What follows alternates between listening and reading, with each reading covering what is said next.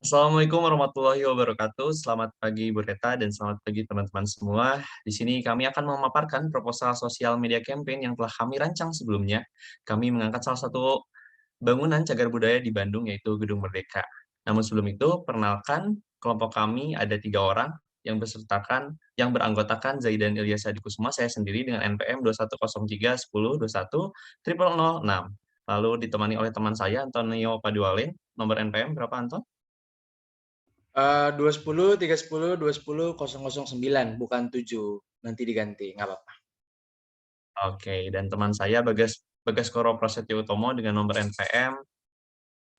210310210044. Oke, baik.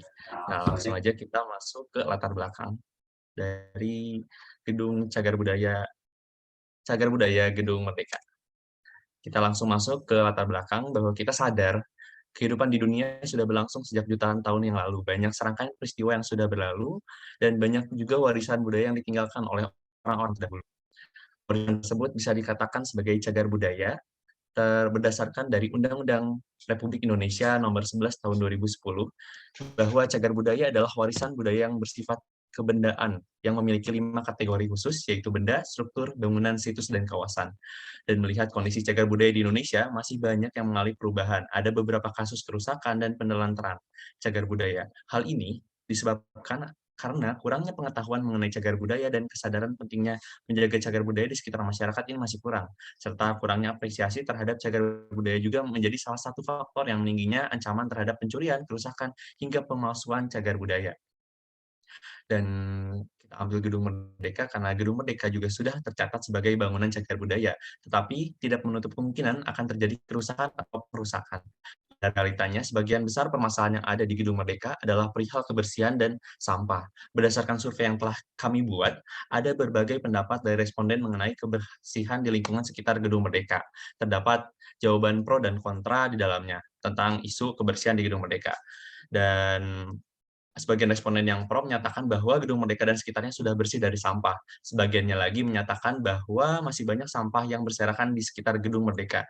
Namun, hasil observasi yang kami lakukan langsung ke tempat memperkuat argumen bahwa kondisi kebersihan di lingkungan sekitar Gedung Merdeka ini masih tergolong buruk dengan sampah yang berserakan di mana-mana, dan jika melihat sekilas memang terlihat bersih dari depan. Akan tetapi nyatanya masih banyak sampah berserakan di sekitar Gedung Merdeka ketika langsung mendekati Gedung Merdeka tersebut.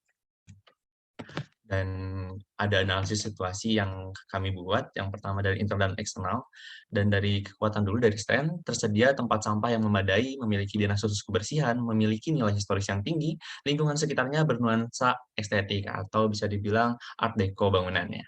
Dan untuk weakness-nya, banyak tempat sampah, tapi penyebaran ini tidak merata gitu, jadi jejak-jejak tempatnya, dan kurangnya himbauan untuk menjaga kebersihan.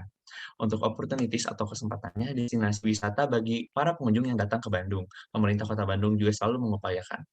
Untuk strategi OS, memberikan konten yang bersifat persuasif pada calon pengunjung untuk membuang sampah pada tempatnya di sekitar Gedung Merdeka melalui sosial media. Dan strategi OE-nya memberikan himbauan melalui konten di media sosial untuk menjaga kebersihan di sekitar Gedung Merdeka, agar tetap menjadi destinasi pengunjung yang datang ke Bandung. Untuk treats-nya ada 4. Yang pertama, banyak masyarakat yang nongkrong di halaman sekitar Gedung Merdeka. Yang kedua, banyak terjadi kriminalitas seperti pencopetan. Yang ketiga, pengunjung acuh terhadap isu kebersihan di lingkungan Gedung Merdeka. Dan yang terakhir dari treats, pengunjung tidak mengetahui bahwa Gedung Merdeka merupakan bangunan cagar budaya dan salah satu aset negara. Dan strategi TS-nya, memberikan pemahaman kepada para calon pengunjung untuk tidak membuang sampah sembarangan. Dan strategi TW-nya adalah memberikan konten persuasif melalui media sosial untuk membawa pulang sampah yang dibawa oleh pengunjung apabila tidak terdapat tempat sampah di tempat terdekatnya. Lalu analisis SWOT-nya yang dibuat sebagai alat proses perencanaan strategi yang efektif berdasarkan hasil analisis yang telah kami buat, pemerintah Kota Bandung melalui Dinas Kebersihan dan Lingkungan Hidup melakukan perencanaan dalam pembuatan program-program kampanye yang akan dilaksanakan ke depannya, yaitu kami membuat program Merdeka dari Sampah dengan tema pelestarian cagar budaya, khususnya dalam menjaga kebersihan di Gedung Merdeka yang merupakan bangunan cagar budaya.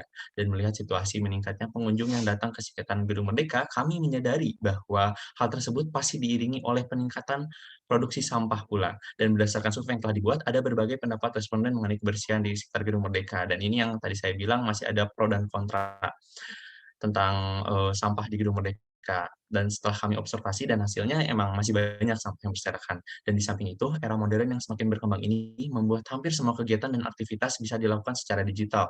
Pola interaksi, komunikasi, dan penyebaran informasi semakin masif dilakukan di dunia digital, khususnya media sosial. Dan melihat kesempatan tersebut atau melihat hal tersebut, pemerintah Kota Bandung melalui Dinas Kebersihan dan Lingkungan Hidup merubah strategi komunikasi dari yang sebelumnya secara konvensional menjadi digital. Salah satu kegiatannya adalah dengan membuat kampanye Merdeka dari Sampah yang memanfaatkan media sosial sebagai sarana penyebar luasannya. Maka dari itu, melalui kampanye online Merdeka dari Sampah, kami mengajak masyarakat, dalam hal ini pengunjung ataupun wisatawan, untuk ikut berkontribusi dalam pelestarian cagar budaya melalui kebersihan yang baik, khususnya di Gedung Merdeka Kota Bandung. Boleh dilanjut oleh teman saya. Nah, untuk memenuhi kampanye yang sudah dijelaskan tadi, kita memiliki tujuan. Yang pertama ada tujuan umum. Nah, tujuan umumnya adalah untuk meningkatkan kesadaran masyarakat terkait pentingnya kebersihan di lingkungan cagar budaya. Tujuan khususnya adalah yang pertama adalah menanamkan kesadaran bagi masyarakat Bandung untuk tidak membuang sampah sembarangan, khususnya di sekitar Gedung Merdeka. Yang kedua adalah memberi pemahaman pada masyarakat mengenai pentingnya menjaga kebersihan di sekitar Gedung Merdeka. Yang ketiga adalah menanamkan kesadaran pada para wisatawan baik lokal maupun interlokal untuk membuang sampah pada tempat yang sudah disediakan di sekitar Gedung Merdeka. Nah, tentu saja kami memiliki target sasaran yang ingin kami tuju. Yang pertama adalah sasaran demografisnya adalah sasaran primer pengunjung lokal, sedangkan sekundernya adalah pengunjung interlokal dengan rentang usia dari 18 sampai 35 tahun. Sedangkan untuk psikografis, kami memiliki sasaran primernya adalah pengunjung yang masih acuh terhadap isu kebersihan di lingkungan sekitar cagar budaya. Ya, untuk geografisnya, pengunjung lokal yang berasal dari Jawa Barat dan sekitarnya, sedangkan yang sekundernya adalah pengunjung dari seluruh Indonesia dan luar negeri. Nah, untuk yang behaviornya, sasaran primer kami adalah pengunjung lokal yang masih membuang sampah di sekitar Gedung Merdeka. Sasaran sekundernya adalah pengunjung masih kebiasaan membuang sampah sembarangan. Nah, key message-nya adalah nyaah ka cagar budaya, tiasa ngemutan ka sadaya. Yang memiliki makna adalah bahwa kita semua harus memiliki rasa peduli kepada cagar budaya yang kita miliki, khususnya terutama di kota-kota yang kita tinggali, di kota-kota yang kita berasal dari sana. Kemudian kita juga harus bisa memberitahu kepada teman-teman kita semua bahwa kita harus menjaga cagar budaya tersebut. Boleh di next. Nah, tentu saja untuk memenuhi tujuan dan goals kami tadi, diperlukan strategi dan program untuk memenuhinya. Nah, yang pertama adalah social media activation dari Instagram @merdekadarisampah.bdg. Objektifnya adalah memberikan informasi lebih detail kepada target tujuan mengenai pentingnya kebersihan di lingkungan sekitar cagar budaya, khususnya Gedung Merdeka. Sistematikanya adalah dengan cara pengunggahan konten-konten di feeds Instagram Merdeka dari Sampah. Nah, kenapa kami memilih ini? Karena usia 18-24 tahun menjadi kelompok mayoritas pengguna Instagram di Indonesia, yaitu sebanyak 33,90 juta. Kemudian, kelompok usia 25-34 tahun berada di urutan kedua sebagai pengguna Instagram tertinggi di Indonesia. Oleh karena itu, Instagram dirasa menjadi media yang paling tepat untuk mengampanyekan kebersihan cagar budaya kepada target sasaran. Ada dua konten pilar di dalam program ini. Yang pertama adalah infografis dan konten competition. Di infografis, kami memposting feeds di Instagram berisi konten berupa perkenalan kampanye, penjelasan mengenai pentingnya pelestarian cagar budaya, penyajian data dan informasi mengenai Gedung Merdeka, dan masih banyak lainnya. Sedangkan untuk di konten competition, kami menyelenggarakan kompetisi konten kreatif berupa konten yang menunjukkan lingkungan sekitar Gedung Merdeka secara estetik. Boleh di next. Nah, untuk strategi yang selanjutnya adalah ambassador engagement. Objektifnya adalah kami memberi pemahaman kepada target sasaran bahwa dengan cagar budaya yang terawat dapat menjadi tempat indah yang penuh akan nilai historis, baik tempatnya maupun kenangannya. Sistematikanya adalah bekerja sama dengan Iqbal Ramadan dan Vanessa Priscilla dengan membuat video kampanye Merdeka dari Sampah dengan memerankan karakter Dilan dan Melia pada platform Instagram di masing-masing platformnya. Kenapa? Karena karakter Dian dan Milea itu sangat melekat pada Iqbal dan Vanessa. Serta film Dian dan Milea juga kan banyak mengambil latar belakang di Bandung, sehingga Dilan dan Milea kami anggap kental dengan nuansa kota Bandung. Untuk konten pilarnya adalah Iqbal dan Vanessa atau Dilan dan Milea sebagai brand ambassador membuat konten identik Dilan Milea di Gedung Merdeka melalui media sosial Instagram, khususnya IGTV dalam bentuk sinematik dan diupload di Instagram masing-masing. Boleh di next. Nah, yang selanjutnya, kalau yang tadi di Instagram, sekarang di TikTok. Memberikan pemahaman kepada target sasaran untuk dapat menjaga kebersihan Gedung Merdeka karena memiliki nilai historis yang tinggi sebagai bangunan cagar budaya. Kenapa kami memilih Alwi? Karena Alwi memiliki basis pengikut sebanyak 10,3 juta serta pembawaan kontennya yang lucu membuat masyarakat bisa aware terhadap pesan yang disampaikan. Apalagi ya juga merupakan content creator asal Bandung gitu. Jadi bakal dianggap relate saat menyampaikan pesannya gitu. Nah, Alwi Fahri itu sebagai ambasador membuat konten terkait kondisi di Gedung Merdeka dan mengajak secara persuasif untuk menjaga kebersihan di sekitar Gedung Merdeka melalui media sosial TikTok. Boleh di next.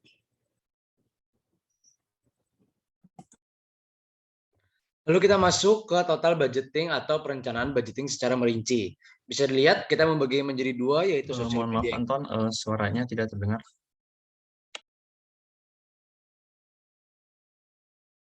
Apakah sudah terdengar? Halo? Aman Anton, boleh dilanjut. Oke, kita masuk ke total budgeting atau perincian budget secara merinci. Kali ini kami membaginya menjadi dua bagian, yaitu social media activation dan ambassador engagement. Yang pertama, dari social media activation itu dibagi menjadi 4, yaitu dari jasa desain konten, content writer, dan content creator, serta reward juara 1-3, dengan kuantitas 2 kali per bulan oleh jasa desain dan rewardnya 1 orang per juara. Dengan harga satuan yang bisa dilihat dengan total biaya 8 juta rupiah. Lalu di ambassador engagement, kita membaginya menjadi 3 tokoh, ya, seperti yang tadi sudah teman saya jelaskan juga. Yang pertama dari Alwi Fahri, Iqbal Ramadan, dan Vanessa Priscilla yang menyesuaikan dengan budget, value-nya mereka masing-masing atau dilihat dari seberapa popularitas mereka sebagai public figure dengan total 83 juta sehingga memiliki total biaya keseluruhan hingga 91 juta rupiah. Lalu kita akan membaginya menjadi 2 bagian, yaitu melalui Instagram dan TikTok, seperti yang sudah dijelaskan oleh teman saya tadi. Lalu ini adalah pembagian timeline keseluruhan yang akan dibagi dalam 2 bulan, yaitu dalam bulan Juli dan bulan Agustus tahun 2022. Dalam Instagram sendiri dibagi menjadi 2, yaitu feeds dan content competition yang sudah seperti dijelaskan tadi. Kami membaginya dengan content competition, memposting itu 2 kali seminggu, namun feeds itu memposting di setiap minggunya. Sementara di TikTok, ya dengan tokoh Alwi Fahri dan Instagram Iqbal dan Vanessa, kami membaginya menjadi 1 bulan 1 minggu sekali. Seperti itu. Lalu indikator keberhasilan dilihat dari mana? Indikator keberhasilan dilihat dari strategi dan taktik yang kami gunakan berdasarkan program dengan output dan outcome yang sudah tertera. Dari social media activation dibagi menjadi 3, yaitu Instagram feeds, content competition, lalu ada TikTok. Dengan output seperti yang sudah tertera, dengan mendapatkan likes dengan minimal, share dengan minimal, juga share yang kami inginkan minimal juga seperti dari 100 likes, 20 peserta atau 20 likes, dan 20 share di postingan feeds atau di konten competition atau di konten TikTok. Lalu outcome yang akan kami raih yang dapat kami ukur sebagai indikator keberhasilan adalah dengan meningkatnya pengetahuan dan kesadaran masyarakat akan pentingnya budaya membuang sampah pada tempatnya, sekaligus menjaga situs cagar budaya. Lalu menambah daya tarik masyarakat akan kesadaran untuk melihat dan menjaga lingkungan sekitar cagar budaya, serta dapat menambah kreativitas masyarakat seperti yang didetailkan pada konten competition. Lalu di social media activation itu sama, yaitu meningkatkan pengetahuan dan kesadaran masyarakat akan pentingnya budaya membuang sampah pada tempatnya serta menjaga situs cagar budaya.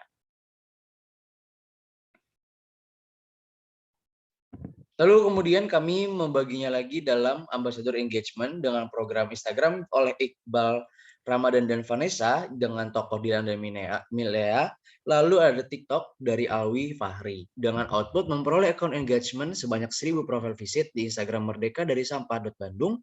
Lalu dari TikTok pun juga sama, Memperoleh TikTok profile engagement sebanyak 500 profile visit di akun TikTok Alwi Fahri dan Instagram Merdeka dari Sampah @bandung dengan outcome menambah kesadaran masyarakat lalu memberikan perubahan pola kebiasaan masyarakat yang mengunjungi cagar budaya agar lebih memperhatikan kondisi sekitar agar dapat membuang sampah pada tempatnya. Sekaligus ambassador engagement dalam Instagram dengan Iqbal Ramadan dan Vanessa atau Dilan Damilea dapat memberikan edukasi sekaligus rekreasi dari publik figur yang banyak sekali orang sudah kenal mereka. Lalu kami melihatnya cara menghitung evaluasinya adalah dengan membagi jadi 2 lagi seperti yang tadi dengan evaluasi mendetailkan lagi berapa jumlah like dan share postingan melalui Instagram Analytics, yaitu media monitoring sehingga kami dapat melihat seberapa besar indikator keberhasilan yang dapat berhasil, apakah indikator keberhasilan yang dapat tercapai, lalu kira-kira apabila belum tercapai, apa yang harus kami lakukan untuk dapat mencapai target itu di bulan selanjutnya atau di konten-konten selanjutnya. Terima kasih, sekian dari kami. Mohon maaf apabila ada kata-kata yang kurang berkenan. Kami mengucapkan terima kasih. Saya Antonio Padualein dan rekan saya Bagas Koro dan Zaidan pamit undur diri. Sampai jumpa. Terima kasih.